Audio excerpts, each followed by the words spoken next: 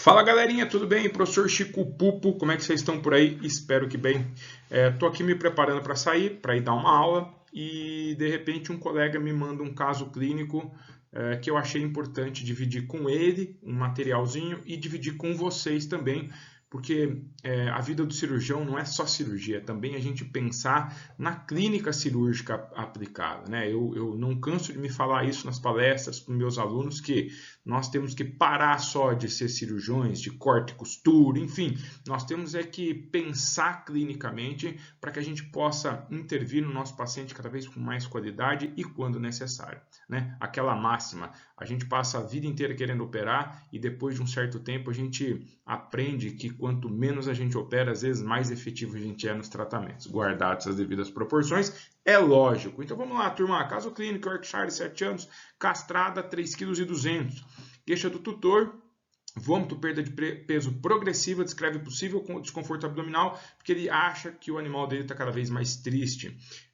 Apresentação clínica, êmese intermitente, progressiva anorexia, score corporal caindo, moderada desidratação clínica, tempo de preenchimento capilar 2 a 3 segundos, mucosas aparentes discretamente congestas, frequência cardíaca respiratória normais, temperatura retal normal, ausculta torácica nada digno de nota e bulhas cardíacas normorrítmicas, normofônicas.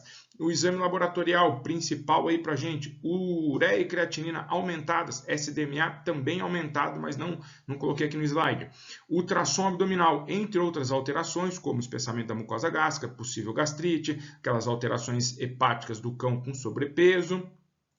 Mostra uma dilatação ureteral e da pelve renal esquerda discreta e tem uma sombra acústica no ureter. Hemograma, discreta hemoconcentração, leucocitose por neutrofilia e na nossa urinálise, pH levemente alcalino e presença de células inflamatórias, beleza? Então, esse é o nosso caso clínico. O que é importante a gente entender diante de uma possível obstrução das vias urinárias, seja pelve renal, ureter, bexiga e uretra.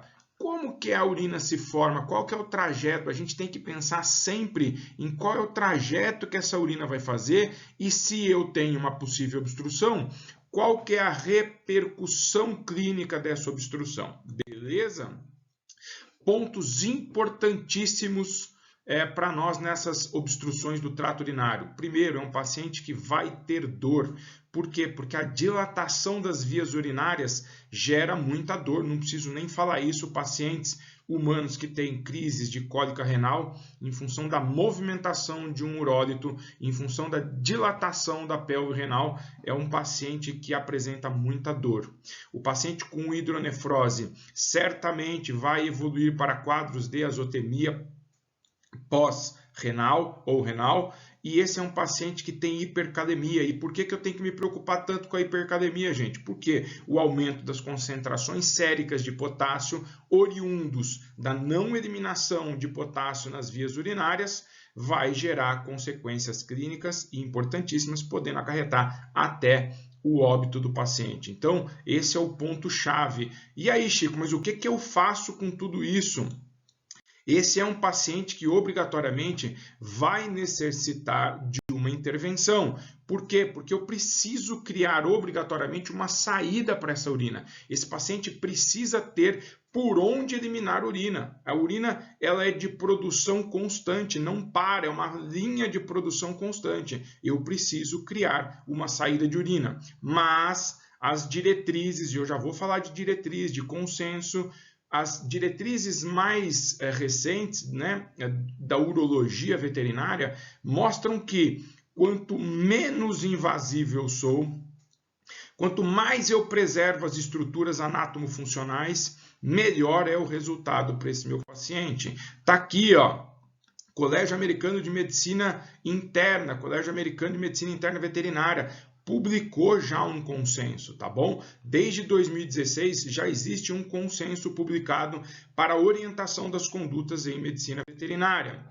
E aí tem várias recomendações. Depois, se vocês me quiserem, me chame aí no Insta ou no WhatsApp e eu vou encaminhar para vocês. Eu tenho esse artigo do consenso. Mas o que é muito importante? A gente entender que se há a possibilidade de um manejo clínico, principalmente para aqueles cálculos de Struvita. Lembra que lá no pH da urina eu falei que o pH está levemente alcalino. Faça esse manejo clínico, mas faça monitorando, sem colocar o paciente em risco demasiado. Vamos lá, gente, solta o slide.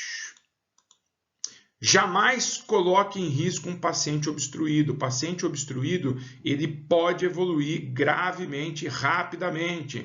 Se não há saída de urina, você precisa obrigatoriamente realizar uma cistocentese de alívio. Se esse paciente tem uma obstrução no ureter, não é a cistocentese de alívio que vai ajudá-lo, tá bom?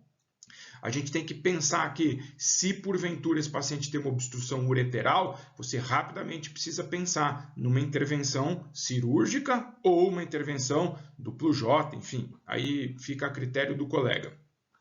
Se você for realizar alguma técnica cirúrgica, opte sempre por técnicas menos invasivas. Aquela história de que o felino fez uma obstrução uretral e a gente já vai logo amputando o pênis do gato, não existe mais, gente. Cuidado com essas técnicas muito radicais e definitivas, que não permitem a recuperação da função do paciente. E por último, sempre lembrar que pacientes obstruídos são esses pacientes hipercalêmicos que podem vir a óbito muito rápido. É aquele gato que chegou com obstrução uretral, ele já está em evolução há 48 horas, e aí, em vez de você fazer o resgate, fazer o restabelecimento geral do paciente, se anestesia para desobstruir, e esse paciente vem a óbito, tá bom? Vamos lá, então, recordando que a cistocentese de alívio ela é um procedimento muito importante para que a gente possa fazer o alívio da função urinária, né, da excreção urinária, para que a gente possa intervir no paciente, e